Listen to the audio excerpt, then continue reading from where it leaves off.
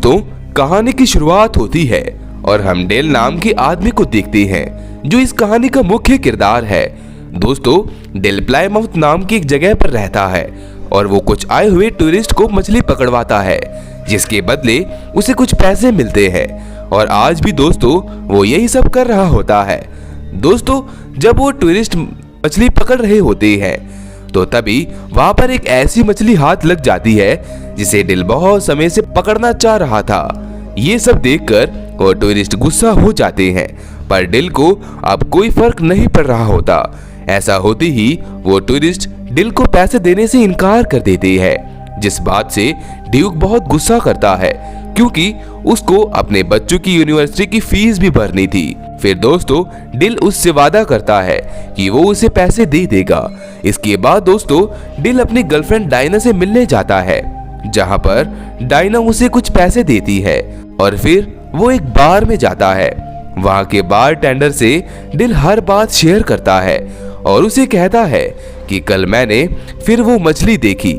इसके बाद दोस्तों डेल जाता है ड्यूक के पास और उसे कल सुबह फिर से समुद्र में जाने को कहता है। तो ड्यूक पूछता है कि कौन कौन जा रहा है हमारे साथ, तो वो बताता है कि कोई नहीं, हम दोनों ही चलेंगे, हमें किसी भी तरह से अब वो मछली पकड़नी ही होगी। ये बोलकर डेल अपने घर आ जाता है और यहाँ पर उसे अपने बेटे की याद आने लगती है। दोस्तों डेल की अपनी पत्नी से डिवोर्स हो गया होता है और उसका बेटा भी उसी के पास होता है।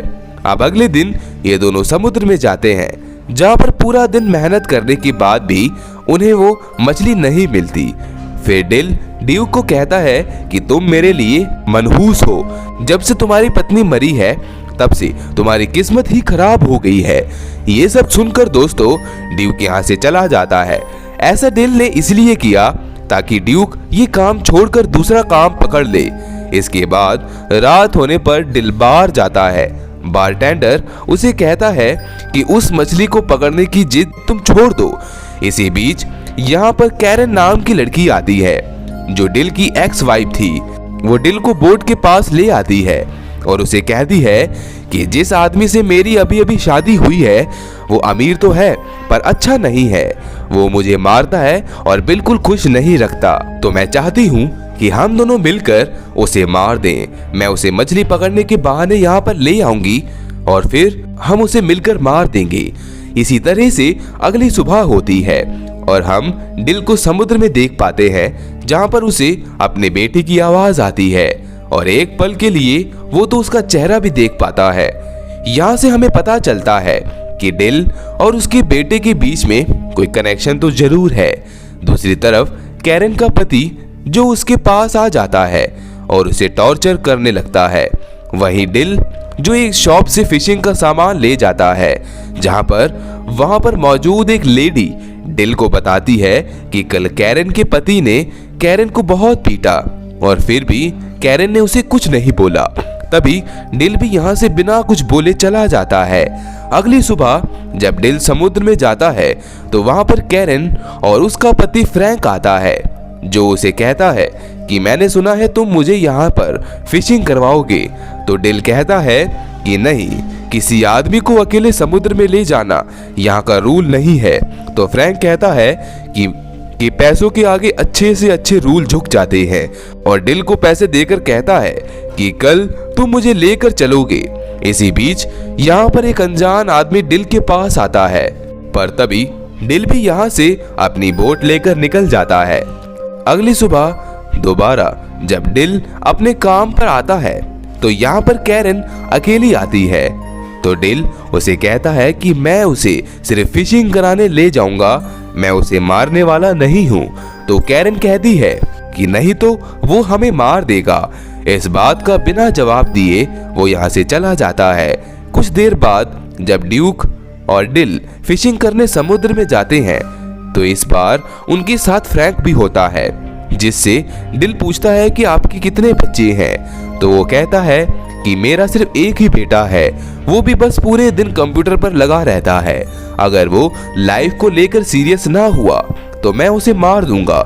ये सुनकर दोस्तों डेल को बहुत गुस्सा आता है और फिर ये सब वापस आ जाते हैं। फ्रैंक डेल को कहता है कि मैं कल भी तुम्हारे साथ जाऊंगा। तो कैरन यहाँ पर डिल को कहती है कि अभी भी तुम्हारे पास मौका है, कल तो तुम उसे मार ही देना। तो दोस्तों डिल इस बात का कोई जवाब नहीं देता। इसके बाद रात होने पर यहाँ पर वही अनजान आदमी आता है जो डिल को कहता है कि मुझे तुमसे कोई बात करनी है। तो फिर दोस्तों डिल उसे अपने घर के अंदर ले आता है। वो आदमी डिल से कहता है कि मेरे पास एक डिवाइस है जिसकी मदद से हम उस मछली को पकड़ सकते हैं जिसे तुम हमेशा से पकड़ना चाहते हो।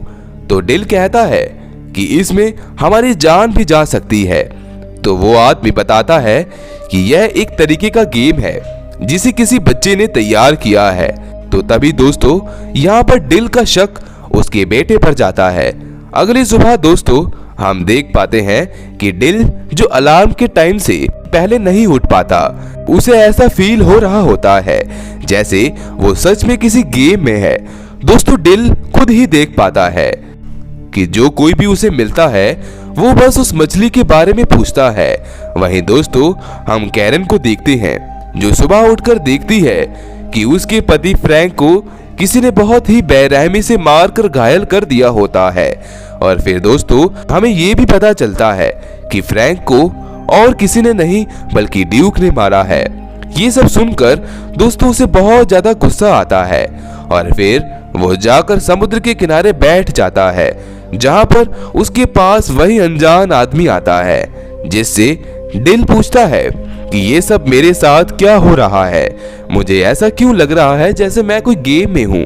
तो वो आदमी कहता है कि हाँ ये सब सच है और जो ऐसा कर रहा है वो वही है जिसने हमें बनाया है और शायद तुम उसे जानते हो। तो डिल कहता है कि हाँ वो एक छोटा बच्चा है जो हमें एक अंधेरे कमरे में बैठकर देख रहा है। उसका सौतेला पिता उसकी माँ को मारता है और ये गेम उसने इसलिए बनाया ताकि वो अपने पहले वाले पिता को पा सके। ये सब सोचकर वो रीड को कहता है कि मैं अब फ्रैंक को जान से मार दूंगा। तो रीड भी उसे ऐसा करने में उसकी हेल्प करता है। इसके बाद डिल वहां पर आ जाता है जहां पर फ्रैंक और कैरन पहले से मौजूद होते हैं। डिल उन्हें बोट में बैठाकर समुद्र के बीच ले आता है और मछली पकड़ने वाली रॉड फ्रैंक के हाथ में थमा देता है। फ्रैंक के शरीर में ज्यादा जान न होने के कारण शार्क उसे अपनी ओर खींच लेती है जिससे उसकी वहीं पर मृत्यु हो जाती है। किनारे पर आ जाने के बाद पेट्रो जो डिल का बेटा होता है वो आकर अपने डैड को गले से लगा लेता है। और दोस्तों यहीं पर हमारी आज की कहानी का अंत हो जाता है।